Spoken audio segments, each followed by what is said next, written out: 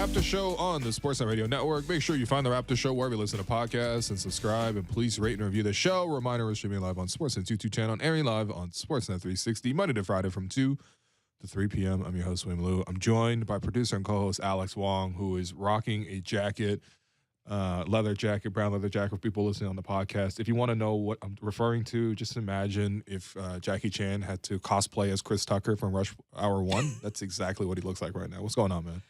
What's up, man? Happy day after the Super Bowl. Yeah. Did you watch the bowl, as you call it? Did you watch the bowl yesterday? I watched like 2 minutes of the second quarter because I didn't want to miss Rihanna's halftime show. Had a great time during Rihanna's halftime act. Yeah. That was a great set. Yeah. Congrats on the new baby, by the way, too. What a way to announce it, too. Right? Mm-hmm. And then, yeah, I turned it off, and then I watched the last, like, 2 minutes. Oh, okay. And I saw, I mean, what was that called, Dan? I mean, I felt the holding call that ended up deciding the game? Yeah. Yeah. Yeah. Yeah, their names are. That's the football version. Well, I mean, wouldn't that just kick the field goal anyway? But I guess they would have more time on the clock. But the problem is there would have been 2 minutes left on the clock. Right. Instead of running down the clock. Gotcha. But you're not a big fan of the American football. Nah, or Canadian football, quite frankly. But I shouldn't laugh. When I saw so the guy was about to run in for the touchdown, but he did a slide at the 1 yard line on purpose to preserve the clock.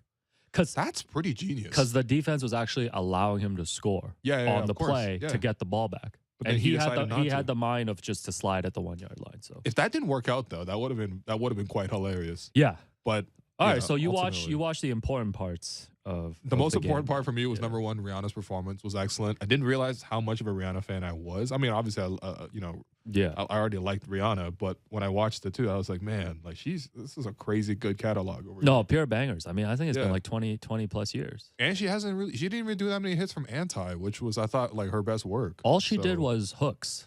Like she just sang the choruses mostly. But they're good enough. I know. That was like 20 plus. So that was your Super Bowl review. That's my Super Bowl review. Brought to you by Beverage. So that was great. Scotty Barnes was in a Super Bowl commercial, by the way. He was? Oh, yeah. I think it was a Canadian. I genuinely had no idea. What? Well, another L for the Raps. The only crypto commercial during the Super Bowl this season. Right. So there we go. Right. Yeah. With the other Asian guy. yeah, the Asian that was with Kyle Lowry last season. Kyle Lowry. Yeah. So yeah. There we go. That's our bowl recap. All right. And now on to the Toronto Raptors. Well, that was the big game on Sunday for me, was the Toronto Raptors playing host to the Detroit Pistons. This is the 5th straight game that the Raptors have won on Super Bowl Sunday. Okay. Apparently now. Can they win 5 straight just in general this season, you think? No. Okay. Well, I don't know. Maybe. Can we not just have wins on Super Bowl anniversaries? Well, we should talk about the weekend as a whole, you know? For sure. Friday. Oh, buddy. What a game. Post-trade deadline. You know, Masai talking about no-nonsense approach. You know, Bobby was standing courtside doing Tim and Friends. Oh, yeah, just like my guy Will. Can I describe that scene, by the way? Please, yeah. So, Friday, Bobby Webster was made available to media, right? So one for TSN and one for Sportsnet. Yeah. Are we going to explain why you didn't end up on this program? No, we don't have to explain that. But at the same time, the PR staff reached out to us Thursday night and was like, "Hey, Bobby's available. Shouts to the PR staff. Can you make it happen?" Shouts to management here. And immediately I was like, "Let's make this happen." Right? I texted Alex, my producer. Alex ran it up the chain of command, and so on and so forth. Right? Unfortunately, for this show, not unfortunately for the program, he went on Tim and Friends, which is great. No, Shouts to Tim. Shouts to Tim. He always has us on. Shouts to Friends. Right. And then so Bobby was doing the hit courtside. Now we had some other business with Bobby that we wanted to discuss. So I was just sitting there like on this courtside seats, watching Bobby do the hit. Bobby flashed me the peace sign, and I flashed him the peace sign. And then he just did his hit. Now, I was sitting there courtside, but I can't hear the two sides of the conversation. Right. So I literally pulled up my Sportsnet Now app, turned on Tim and Friends, put on my headphones, and I listened to him doing this interview as I'm watching him do this interview. Right. Just to hear the questions. Just to hear the questions and the exchange. And I got to say, Tim, listen, Tim held Bobby's feet to the fire. He asked quite a few questions in terms of, obviously, that you have 3 big free agents coming up in the offseason, right? How are you going to pay all these guys under the tax? Yeah. What was Bobby's responce to that, by the way? Bobby's response is Bobby's response. Okay. Very, very diplomatic. classic, very diplomatic, Okay. I don't know if he's still got diplomatic immunity after this long, after the championship, but still, was still quite, okay. So he held the company line. Held the company line. Not just held the company line. I think it was just the same message as Masai was putting out, right? Which is kind of what you expect from the two. From the clips that I saw, that was similar. He talked about how the way they've looked at the tough losses that they've had, like being in close games, which I don't necessarily agree with, but we move forward. Yeah. But yeah, I'm glad Bobby spoke too. I think at this point we kind of just I'm not sure there's what else more that Masai and Bobby can say, right? They've made the moves that they wanted to make, not make the moves that they wanted to make, and now we don't get to evaluate them until the summer. Yeah. Like now until the end of the season, it's about evaluating the on-court product, and the on-court product on Friday looked just the same as right before the trade deadline. Yeah. No, Friday was a busy day though, because after Bobby did his interview, the reason I was hanging around because I wanted to walk off with him. Oh, okay. So we walked down classic walk off. We walked down the tunnel a little bit. We dapped each other up. Yeah. Another Asian Mafia reference. Shout out. Okay, yeah, no comment. Yeah, please keep that private. not here. Bobby, I never told him anything. Yeah. No, that's my guy, Bobby. Yeah. And Bobby, by the way, promised that he will do our show once a year. Okay. Just like he did last season. So we will find another opportunity to speak to Mr. Robert Webster. Yeah. But you trust when Asians promise things though? Yeah. Okay. Come on, man. But anyway, listen. Okay, so you walked off. We walked off. And we Bobby. talked about it. And my impression talking with Bobby just a little bit, because I didn't want to ask him that many questions about basketball just in that context. Sure. That's not what I was there to talk to him about. But I think he was just like, are people that upset? Because he kind of asked me that. Oh, so he was maybe surprised by the reaction. He's like, look, I know the season's not going well, but we got Yak in here. We liked him for a long time. We needed a center. And obviously, people are going to still have a good time with the season. So I think he was actually a little bit caught off guard by the whole thing. Not to expose the conversation. No, I just meant course. for in person, in general though, that was the mood, and I think that's expectation, right? Like obviously the Raptors took a hit this season. They want to keep moving, and I think the front office looked at the deadline that way, based on the options available to them, especially because as we covered on Friday's show, the offers for certain guys like Fred, for Gary, for OG just weren't really to their liking. And then the game happened, and it was looking decent against Detroit. Like the Raptors led for, I believe, 44 minutes, and then bang, they lose to Utah down the stretch. Yes, there. And that game was just so nasty. Yeah, Utah I think scored on 14 straight possessions at one point in the fourth quarter. Raptors had a double-digit lead, and we saw the offensive drought as usual in the last 5 minutes, and we saw the defensive breakdowns. Basically, just saw everything. Yeah. And kind of in the moment, I don't know. I feel like sometimes when you're there watching the game and it happens in real time, it's hard. Like I was actually asking like Vivek, Jakob, and even like Eric Green after the game. I'm like, yo, that was a monumental collapse, right? Yeah. Because it was hard. Sometimes it's hard to, or maybe because we've seen it a few times this season as well. But that was a tough one. You got to put that. I think you got to put that on the list of the worst losses of the season. We got to update that. No kidding, because the Raptors, I think, were up 11 with about 6 minutes left, 5 minutes left. And look, listen, like the league flips really quickly these days, right? Sure. Like, it's you shoot a lot of threes, that's only like 3-4 possessions of a lead, right? But at the same time, though, I think the Raptors just kind of lost their heads down the stretch. I think defensively they were never fully locked in against Utah. There were moments that were decent. They were getting strings and stops, but especially down the stretch there, obviously when they score 14 straight times, you really have an issue there. And of course, a lot of it was Utah just driving downhill again and again after our guys. And I thought that, that's where I would have liked to see some adaptability in the way they defend, right? Especially with Colin Sexton and THT. They're both guys who like to get downhill. In the case of THT, that guy doesn't really shoot much anyway, right? Maybe in the mid-range, and you probably give him a mid-range. If you can go under some screens, contain the dribble penetration, maybe not pressure as much at the top, because, listen, ultimately when you're trying to protect the lead down the stretch, are you really still trying to force turnovers and pressure them to create opportunities for your offense? Or are you trying to be solid and close that game out defensively? And I never felt like the Raptors even came close to getting that sort of solid presence defensively. They gave up way too many line drives downhill. And of course, Utah had 3 7-footers out there, and they were able to put a lot of pressure on the basket in general. And that's where I thought a couple of things. One, you probably could have closed with Jakob Poeltl, especially because you just got a 7-footer for that exact reason, to counter opposing 7-footers. You don't close with him instead. You go with Precious at center.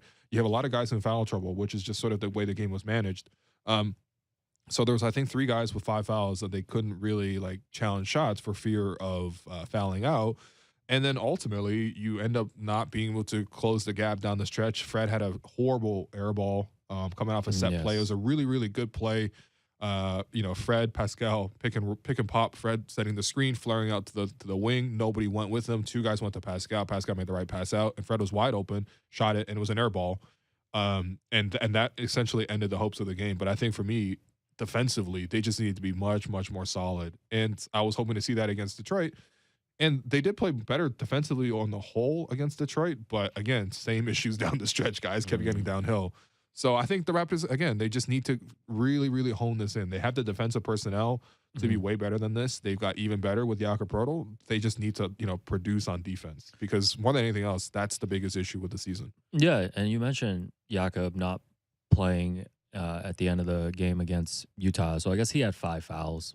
But I guess essentially if you don't play the guy, you're just fouling him out yourself by not having him out there. He came off the bench in his first game, 17 minutes, 6 points, 4 rebounds, 2 assists. How many screen assists, Will? Did you count? I believe Yak's up to 8 screen assists in 2 games. Yeah. Pretty good. Pretty good. 2 of 7 from the free throw line. We know he struggles a little bit. Yep. From free throws. He shoots one-handed, so yeah. It's very awkward for him. And then yesterday started. Gary was out, late scratch. OG remains out. And, it was a team high plus 11, 2 steals, 3 blocks, 6 points, 5 rebounds, 25 minutes. What have you seen so far through 2 games in terms of, Jakob's addition to the team on both ends of the floor? I think it's actually helping everybody in very subtle ways. First off, I mean, obviously the results aren't like they're on paper just yet. I mean, his own personal box scores are not that impressive. Sure. I'm pretty sure he has more fouls than points at the moment, or rebounds or anything like that. The stat is out there that he's called for 11 fouls in the last 2 games. Yesterday was the first time in over a calendar year where Jakob Poeltl has fouled out of a game, right? And I think the big part there is just he's transitioning to a new style of defense. We'll get to that in just a second.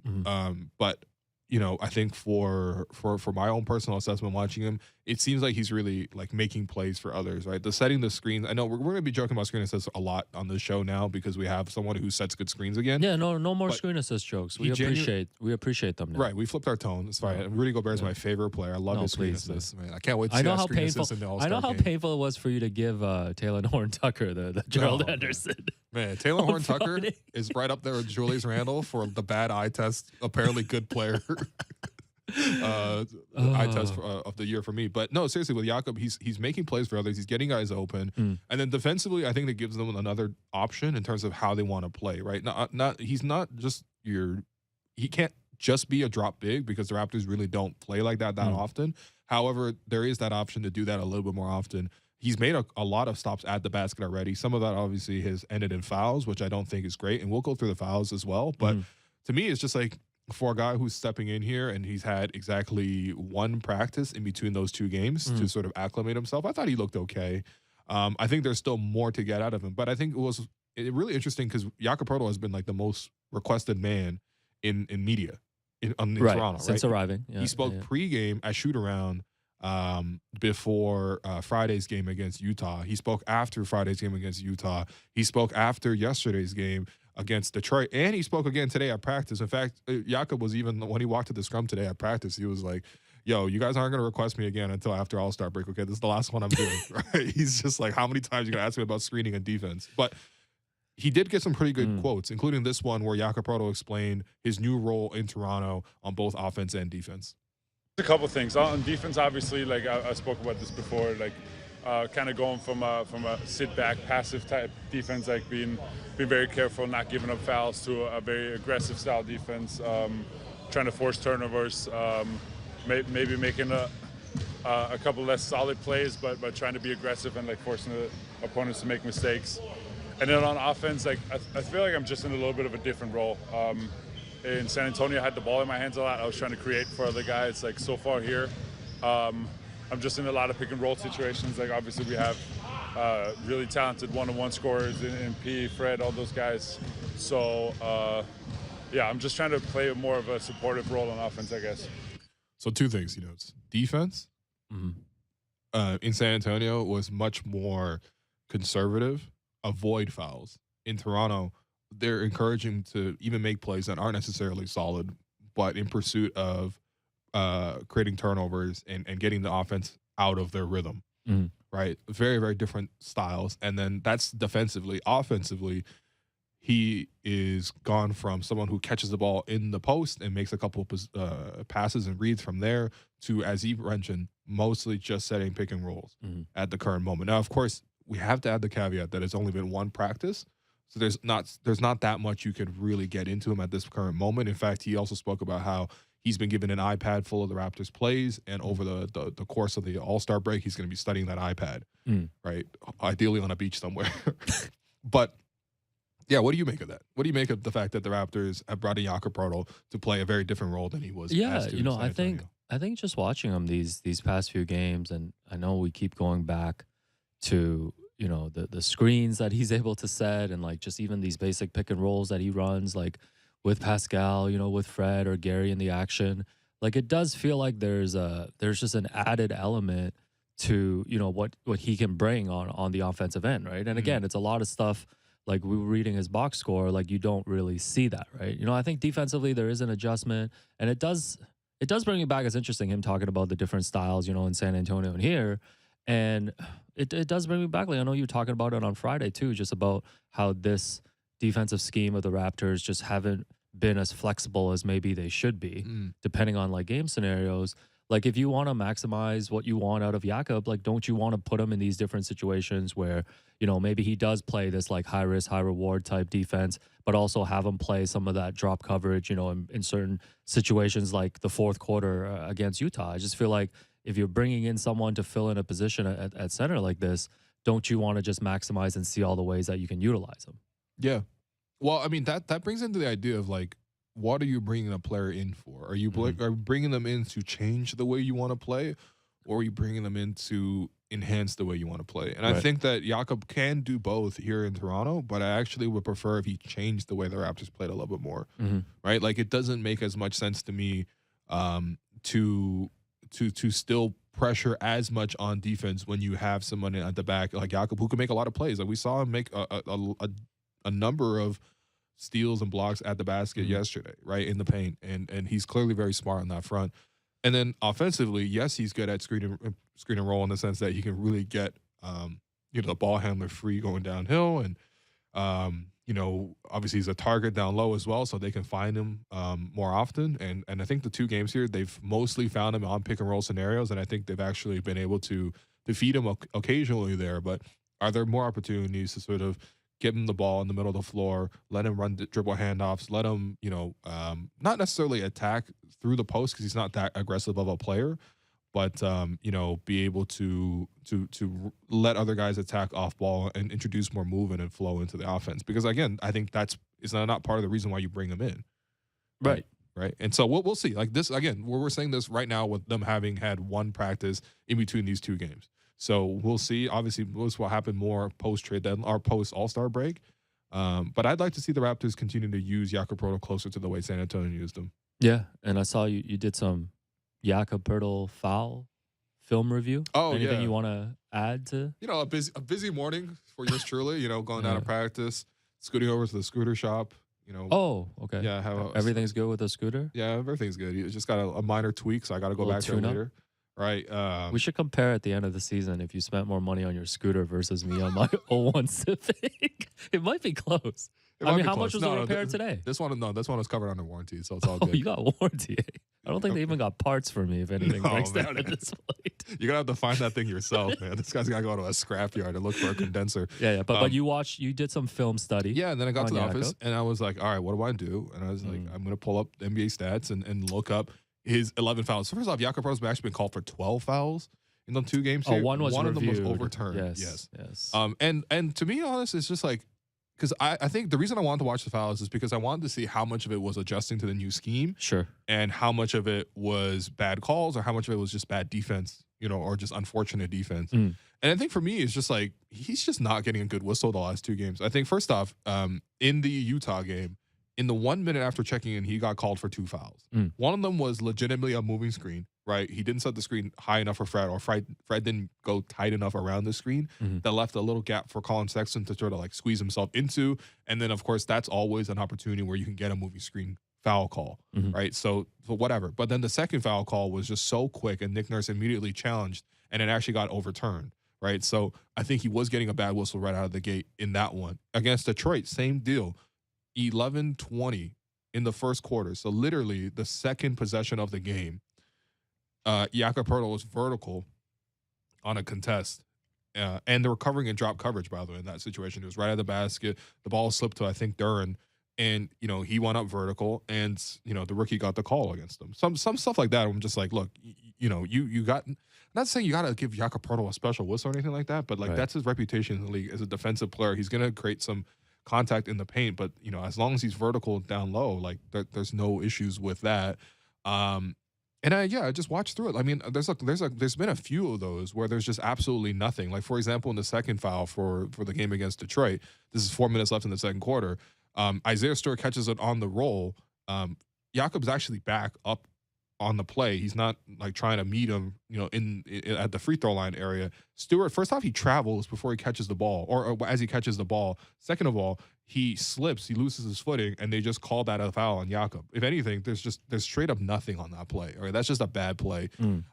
There's just a couple of opportunities where Jakob is just closing out, and that same kind of deal, rotating over at the basket, which is his job, and they're just giving him the fouls. And so I don't know. I'm watching it. I'm not really seeing something that's like a consistent pattern where it's something that will be repeatable. Like, I don't think that we should anticipate Jakob being at 5 fouls a game or 6 fouls a game. Obviously, that would be a huge disaster. But I think, to me, like, there are a few opportunities where I feel like the change in defense really affects it. Like his third foul, for example, he switched on to Bojan Bogdanovic on the perimeter, and Bojan pulled up for three because I don't even think Jakob was actually back that far. But Jakob tried to close the gap and was a little too overeager with the closeout and left Bojan with no landing space. So that's just a regular foul. That's on him. And that's also a situation where they're kind of overextending him a little bit. But yeah, I mean, I don't know. I think for me, just looking at the overall picture of this, like, it's just he's been a little bit unlucky with the whistle, right? Even in this game, for example, he wasn't really in foul trouble until the fourth quarter, where he picked up 3 fouls in the span of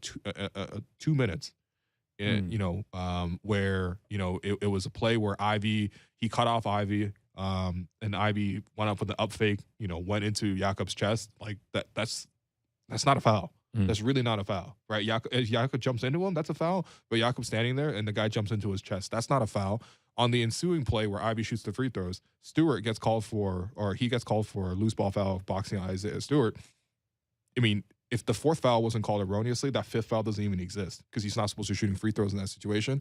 And then the sixth foul, that was where he was just a little confused on the coverage and he was a little lost. But in any case, I think that I'm not as worried about it, but at the same time, it is interesting because he is having to adjust to a new team. Some of those things like moving screens, like that happens more when you're less familiar with the new team. Yeah. So, man, aren't you happy to not be talking about Jakob Poeltl trade rumors, and you actually get to talk about Jakob Poeltl on court review? No, I actually don't mind talking about a guy like Jakob just because of the fact that he does a lot of stuff that kind of goes under the radar, right? Because he's not a big box score player by any means, right? But there are subtle things that he does that I think that help enhance the flow of the game. At the same time, I just think that, like, yeah, he's just got to be able to stay in the game longer in whatever way they find to do that. I mean, he should be a guy who plays 30 minutes per game easily. Yeah. And right now, just because of foul trouble, he hasn't been able to play as much. Yeah. The other film study, you want to get to this? The Fred shot review? Yeah. Film study? Okay, so clearly there's a lot of discussion about Fred, as there always is. He's the lightning rod of the season. I think on the whole, his shooting percentage was actually fine. I mean, I think his true shooting for the game was like 60%.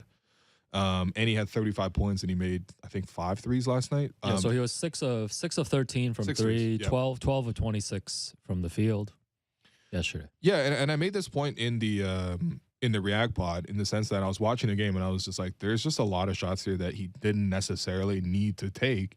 And if he chose not to take those shots, his overall game would look a lot better. And I think some people ran with that and really made it sound like I was trying to defend him. I'm not trying to defend him. I'm actually, that's a point of critique. That's a criticism. That's not actually a defense. And so I went back and just looked at the film just to make sure like what those 26 shots were. And I think there's a couple of things, right? He has a tendency. Clearly, first off, he doesn't care about the shooting percentage because he will take the end of clock heaves. Right, so he had an end of clock heave at the end of the first quarter. He had an end of clock heave at the end of the third quarter. Both of those shots at half court. We see a lot of players. I think we even saw it in this game where they'll actually intentionally wait for the buzzer to sound and then chuck it because they don't want that missed shot on their ledger. Fred clearly doesn't care about it because he does this all the time. So you had two of those on that were just whatever. You take the shot, you're clearly not going to make it, but you're going to have a miss on your ledger. I think for me, some of the bad shots that truly should not have been there are the ones where in the third quarter in particular, he started driving against two guys, right? And the Pistons did a better job of switching more switchable defenders against him. First half, he had a lot more success attacking bigs one-on-one in switch coverage. In the second half, the Pistons did a really great job of keeping wings on him on the perimeter and then also having their bigs close out and help at the basket. There were like 3 or 4 of those drives where one of them, I know for sure he had Malachi Flynn wide open on a kick out that he didn't find. Another one he could have had Scotty Barnes wide open under the basket. He didn't find him. So there are definitely 3 or 4 drives yesterday where he just wasn't able to finish. There were also 2 plays in transition where he took it strong to the basket and the Pistons did a great job and contested him. To be honest, Fred in transition is a little bit harder for him to score just because of the fact that, he's small and he's going to try to go to the rim. If the defender is mostly there and ready in position, most defenders will be able to force him into a tough shot. And so there were 2 blocks in transition there. And again, that's my whole thing. It was just like, if you just made better reads on 4 or 5 of these plays, your game would go from pretty good yesterday to fantastic. And I think that's all people are really asking for with Fred is just to choose more discretion with the way he's looking to attack, right? The aggression in the offense is a good thing. I think the Raptors, generally speaking, need him to be aggressive. But I think especially on those driving opportunities, look for the dish a little bit more. That's all. Yeah, and I think this is something that Fred, when he was on that JJ Redick podcast earlier this season, I think it's been a season of Fred trying to just search out and figure out what really the ideal role for him is on this team, especially on the offensive end, right? And I think however many games into the season now, almost 60 games, like this, I guess, just continues to be an area of concern and focus for Fred. Because, you think about, coming into the season talking about the whole off-ball role and stuff. Obviously, that stuff has kind of sailed in a way, right? Like he's back to being on most nights like a focal point of the offense. Yesterday it was funny you said that because yesterday was a perfect example of that. The first quarter he had 16 points. He made his first 3 threes. All of those were off-ball, right? First one, Pascal driving kick to Fred, off-ball. And then another play where Fred, does a really smart cut along the baseline, right? Switches from the left side of the floor to the right side of the floor, gets an open 3 from Scotty, another driving kick opportunity for Fred to get threes. Those are all off-ball opportunities. No one has any issues with Fred taking a catch-and-shoot 3, especially when he's attacking off-ball. And I thought that, this might be his role for this game because Gary's out for the game, right? So you have somebody who you need to run shooting guard plays for, and Fred was stepping into that role where Scotty was sort of being more of the point guard. However, once Scotty checked out of the game and it was a lot more like Fred was the point guard again, then he was sort of attacking more pick and roll. And again, first half it was working. Second half, not as much, right? Because a lot of those drives were turned into blocks or missed shots, which also, by the way, there is an additive effect of that because if you drive hard to the basket, you miss it, and you're not able to get back in transition because you've fallen over because you've gone so hard, then you really left your team also with – it's almost like a live ball turnover, right? So I think, it was interesting because yesterday was exactly that. He did start off ball, just like he started the season off ball, but then he became more and more on ball. And it was interesting listening to Coach Griffin talk about it too, where he was just like, look, I'm the interim, right? I'm the substitute teacher here. So, what do you guys want to do for me? And he really complimented Fred and Pascal in particular for calling out a lot of the plays. But I'm like, calling out a lot of plays probably just means guys calling their own number a little bit, so. Man. No, I think that's been such a dominant theme of this season, right? Sure. Trying to figure out what guys' roles are, and obviously you bring in Jakob now, and we can talk about this in the second half. I know you had some observations too about just kind of what Scotty and Precious's roles might look like, moving forward now that Jakob is here, and and I want to ask you too about what what the starting five might look like once everybody gets healthy too, right? Because I think Yep. there's some interesting combinations there and other news and notes. So we can do all that after the break. That's right. So I've been your host, Willu. That's Alex Wong. You're listening to The Raptors Show on the Sportsnet Radio Network.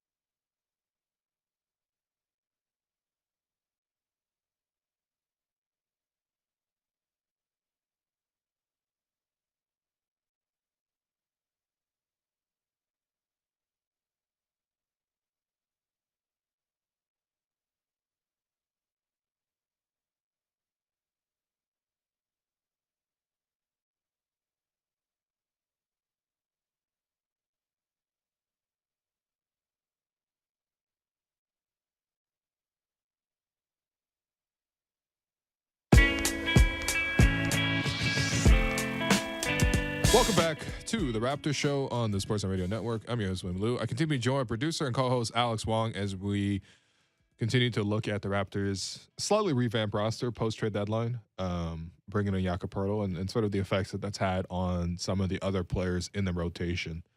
So, how you doing, Alex? I'm good. Just want to interrupt you with some news and notes. Oh, okay. All right. Actually, so the Raptors announced over the weekend that they've signed Joe Wieskamp to a multi-year deal. Wheezy. Per Blake Murphy of Blake Murphy Tuesday, the deal is for the rest of this season, non-guaranteed for the 2023-24 season, and this likely takes the Raptors out of the buyout market since they're a win-now team. But I was thinking if they should, instead of win on that practice scoreboard, if they should put win now for what? Damn. But team still, per Blake Murphy of Blake Murphy Tuesday, the team still has a $3 million injury exception that they got from Otto Porter's toe. We can't get the full 6, man. We barely had him all season. No, they're like, how many toes? I'm not surprised the Raptors are in the buyout market. The Raptors are not a team that really attracts buyout players. In my time covering the Raptors, I remember 2 buyout players. One, their names are. Are we doing Jalen? Oh, man. One of them I was super hype about. Jeremy Lin. All right, Jalen. who was having a good season in Atlanta, by the way. Look that up. All right. His numbers were solid. the Raptors, too, man. Yeah, he had a solid 30 points on the Raptors in a loss, but still. So that was the better one of the 2. The other one was Jason Thompson. This is, I think, the 2016 season. Yeah, Jason Thompson. And I was like, "Ooh, okay." He does some things with the Kings, and he came here, did nothing. Yeah, how's the film study on Jason Thompson? Yeah. Anyways, He had big teeth. Boring. He had big teeth. Yeah, big teeth is crazy. Let me just confirm that, man. Hold Okay, he's gonna confirm whether Jason Thompson has big teeth. In the meantime, want listeners to know. Yeah. Come on, man. They're huge. Okay. Teeth confirmed. Shouts to Obi Trice. This guy looked like Roberto Firmino. Man. Tickets for the WNBA game in Toronto that's taking place on Saturday, May 13th, between the Minnesota Lynx and Chicago Sky at Scotiabank Arena, are going to go on sale on March 8th for anybody that's interested. And March 8th is International Women's Day. It'll be available at Ticketmaster.com. And for people that want early access, pre-sale ticket access, go to WNBACanadaGames.com. WNBACanadaGames.com. Yeah, we gotta go, man. Oh, we're definitely going. Oh, we're definitely going. Got to hit up, yeah. Ashton Lawrence, at NBA Canada, get that WNBA credential. All right. Raptor season will be over. It's May 13th. So we'll just be doing Come on, man. NBA playoff shows. What, you want to bet on that? Yeah, you want to bet on the Raptors still being alive on May 13th? Yeah, if anybody wants to wants be in the second round, so yeah, you're right. Bet Rivers, put that up. I'll get my credits back after losing lots of money betting on the Bengals in the AFC Championship. Man. But WNBACanadaGame.com. Go to that. No, I'm excited about it. And I've been telling, I was talking to V last week. I think the next expansion team that's coming in WNBA, I think it's got to be Toronto, man. It's time. Yeah. It's time. No, it's time. I think it'd be great, man. Yeah. But I'm excited to go see this exhibition game for sure. Yeah, I know, All-Star Weekend is coming up this week. That's right. We're going to have a All-Star Weekend preview episode What are we on Okay, Friday. we're going to draft. Are we going to do a draft? We're going to draft the players? You know what? Let's draft the celebrities, and then let's draft the players. Oh So my actually, God. I would love to draft the celebrities. Okay. Well, the celebrity game, like Will mentioned, the participants were announced last week. Okay. And just want you to know. So the 2 teams are going to be captained by Ryan Smith, who is the Utah Jazz governor. I guess that's the word they use for owner now. Yeah, he's the owner. Yeah. Yeah, he's the owner. Dwayne Wade, Okay. who is the Minority Utah owner. Jazz minority owner. Yeah. Yeah. And some of the notables from this list Yeah. that I'm not sure if you see, I've highlighted here in yellow. Simu Liu, Yeah, I've seen him hoop. Hassan Minaj. So these are 2 that we're familiar with because we Yes. have We have seen literally them called hoop the and game. possibly hooped with them. I don't know. No, Yeah. we've hooped with them. Oh, okay. Not You Hassan, have hooped. but- Okay, you have yeah, hooped but the with other them. one, yes. What is the scouting report on these 2 players? Yeah. Okay. Can we get an NBA comp at least or something like that? Hassan Minaj, he was taking every shot available. He was chucking. Here's the thing. Who's the guy who who's the player who just chucks a lot of shots? Here's the He thing. might with, be Eddie House. with the celebrities too, is just like they don't live like regular human lives. Like even my head is already inflated. But how from does that this very translate? small amount of fame. But how does that translate onto the court though? It translates to arrogance on the court, man. Hassan was taking some bad shots in that one. Okay. We were roasting him because so what happened was we were actually calling, the two of us were calling. This was a game. CCYA Celebrity Classic that took place last summer. Yep. And some of the players were actually there in this game, including Hassan. Yeah. Worst player was Ronnie Chang, by the way. Just want everyone to know. Far, man. Oh, my goodness. Oh, man.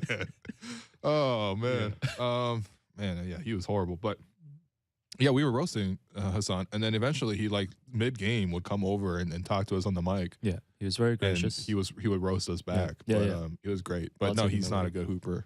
Simu plays hard. I'm gonna leave it at that. Okay, Simu of Google Pixel fame and Marvel. So they're both on Team Wade. So if any degenerates like JR Manitat is betting on the celeb game, maybe take Team Ryan. Also on that team, Janelle Monáe, all right, 21 Savage. Nice. Of 21, can you do something for me, I'm going to be really excited to see. Do you think he'll wear 21 on his back? He has to, right? Oh, yeah, that's actually a great call. Yeah. Francis Tiafoe. Yeah, the tennis player. Yeah. Yeah, I've been watching Breakpoint on Netflix, so now I know tennis. Okay. All right, look at you, man. Corday. Over here. You know Corday? Corday is on Team Ryan. Yeah. Corday. So, he's like, he's no longer dating. Oh, I thought, I think they're together, no? They're still together? I thought they had a baby together, too. All right. I got to double check. Yeah, we have to confirm this. All right, Corday, is he still dating? He's been too busy doing Jakob Poeltl film study to know this. Corday had a great LA Leakers. Oh, no, the rumors are not true. Freestyle. I'm sorry to everybody. The rumors are not true, yeah. True love still exists. Albert Pujols. Oh, I'm excited for that one. Who you're familiar with. Look at this, man. This guy didn't highlight The Miz? Calvin Johnson? Yeah. This guy didn't highlight Megatron? What do you have to say about What do you have to say about The Miz, though? I don't know. I've seen him on the Sportsnet. You know what we need is the Riz.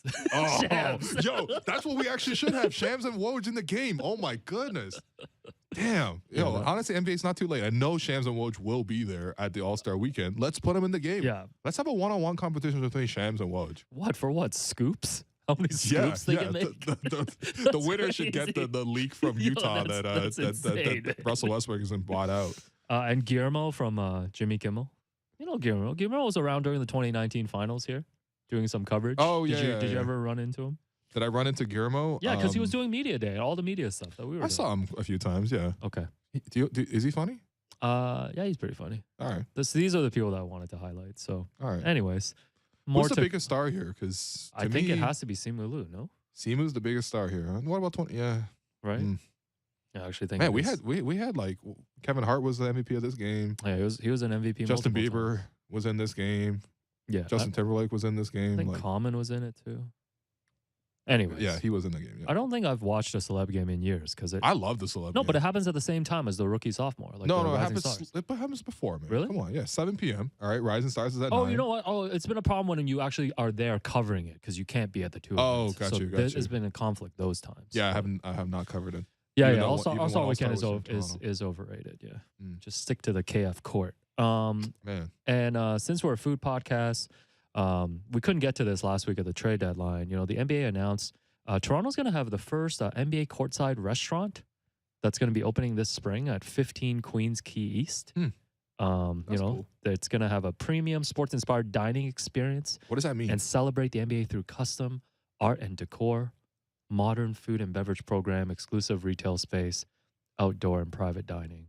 I'm just saying we should go check it out and have a review of this as well.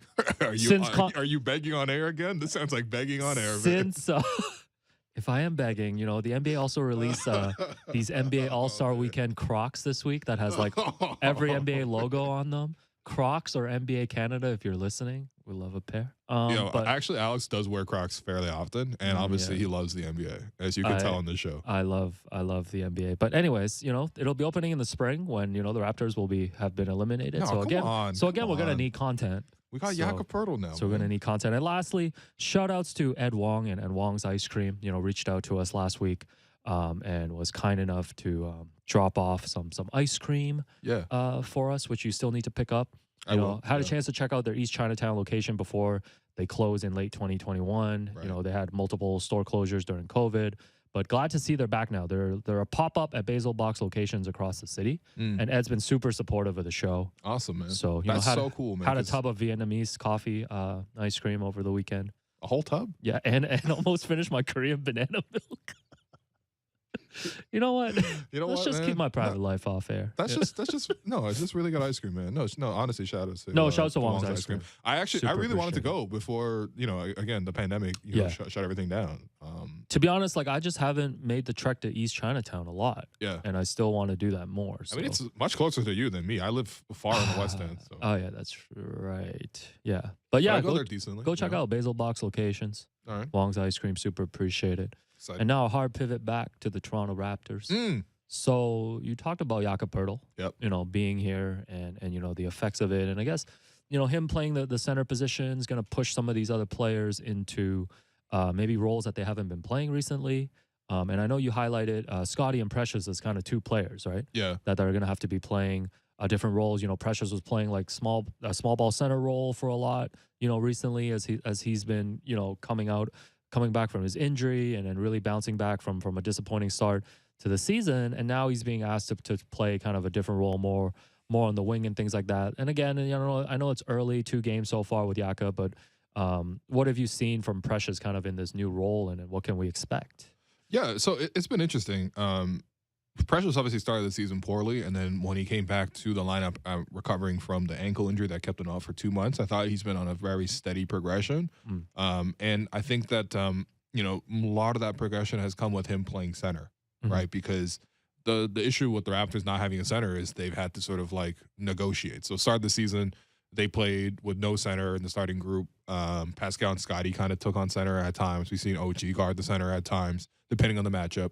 And then we saw Christian Koloko in the rotation decently. We also saw Kem Birch in the rotation, which, by the way, we never did our favorite Kem Birch moments. Come on, man. We traded away a long-time Raptor. We didn't do any favorite moments from Kem Birch. Yeah, my favorite. Sorry, I put 2 candies. I thought you were going to talk about Precious for 7 minutes. Okay. I was going to be able to chew on this Pena candy Shout from out to Derek Pena, Brandale. My favorite is Strizzy introducing him as representing We the North. Yeah. And also on Media Day, when the photos came out, those wonderful media photos from Tier Zero, and they gave everyone nicknames. His nickname was Chemistry. Yeah, with a K. With a K.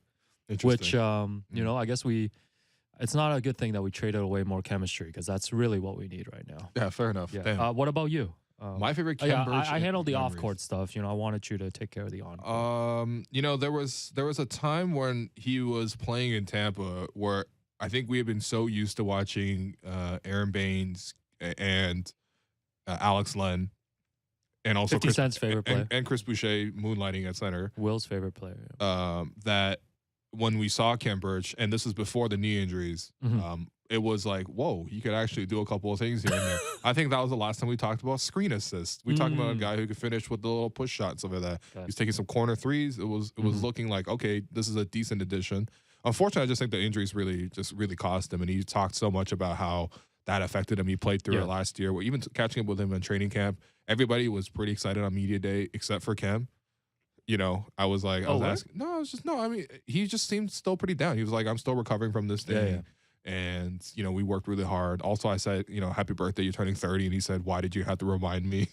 Damn, that's really dark, man. It was really that kind of vibe. No, listen, shouts to Cam. Like all jokes aside, I wish things worked out here. I know he had to deal with a lot of injuries. Yeah. Shouts to Wendy Sparks. Yep. No, he was a bright spot in Tampa. Low-key a good quote, too. Yeah. Because he's very blunt. I think early on, someone asked him about Gary Trent Jr. I think last season, start the season, they asked him like, hey, Gary's playing a lot better defensively. What do you think? And he's like, I agree with you, man. I've never seen a guy who didn't play defense before start playing defense. Wow. And I was like, yo. Yeah, no. Shouts to Cam. He was a bright spot in Tampa at a time when I think we were looking for bright spots. I mean, Freddie Gillespie was a bright spot because he sang Parties in USA. I was just gonna mention Freddie Gillespie. I just remembered him. Wow. Yeah, that was a. Because he sang Party USA, and then he and then they had to take the video down because of copyright issue. Well, he also did the Cat Daddy as well, which I haven't seen anyone do since 2012, man. Miley Cyrus. Good for him. I was like, yo, you got to take this down. What's the next rookie initiation going to be? The Harlem Shake?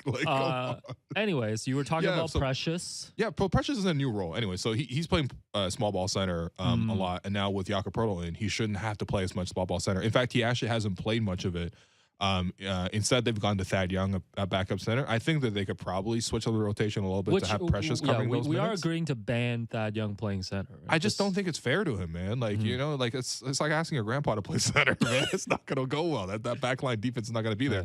But I think for Precious, too, it's been interesting because he's now almost essentially playing OG's role, right? Because in yesterday's game, his job was to cover Bogdanovich and also to take some threes.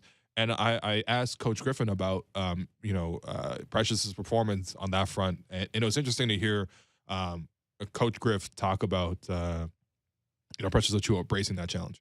Before the game, Precious wanted to take the challenge. You know, when we found out Gary was out and we were looking at, okay, what are the matchups? And we knew that Bogdanovich is their guy, and he's the guy you got to stop.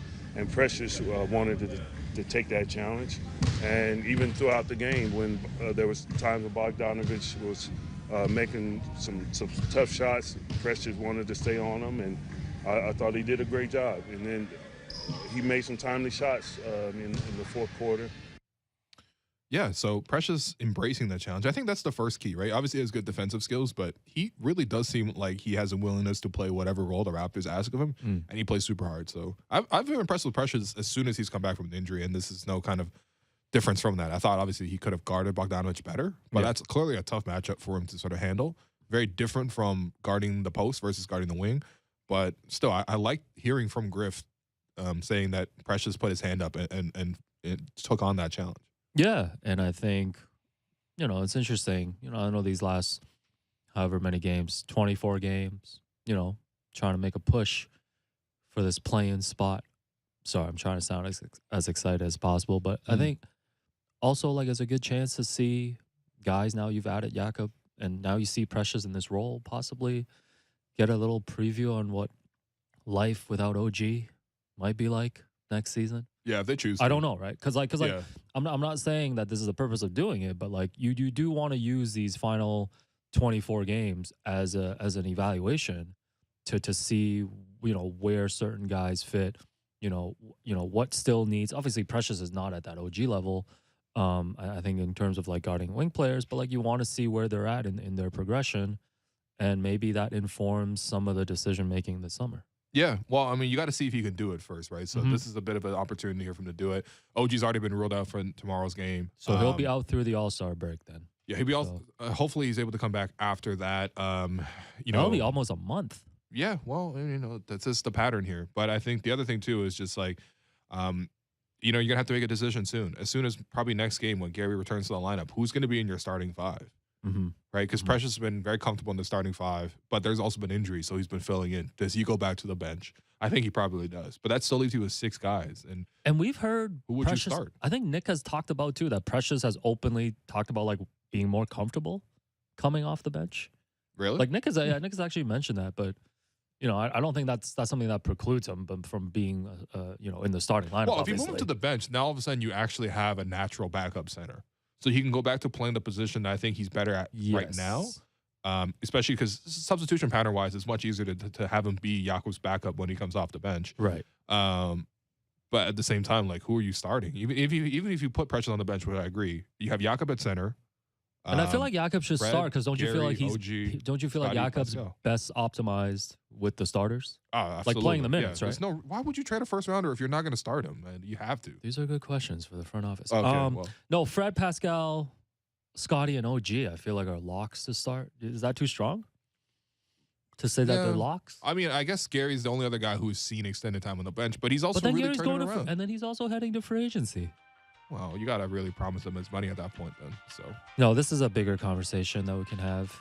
Rest of this week, got David Thorpe joining us tomorrow. Can't wait, man. Joseph Cacharo. Big discussions about Nick Nurse coming on up Wednesday, tomorrow. possibly Joe Wolf on, CJ Miles on Thursday, and occasionally me. Blake Murphy is off this week. Yeah. All right. Well, that does it for us today. I've been your host, Will Lou, and you've been listening to the Raptors Show on the Sportsnet Radio Network. Make sure you find the Raptors Show wherever you listen to podcasts and subscribe, and please rate and review the show. Reminder, we're streaming live on Sportsnet's YouTube channel and airing live on Sportsnet 360 Monday to Friday from 2 to 3 p.m.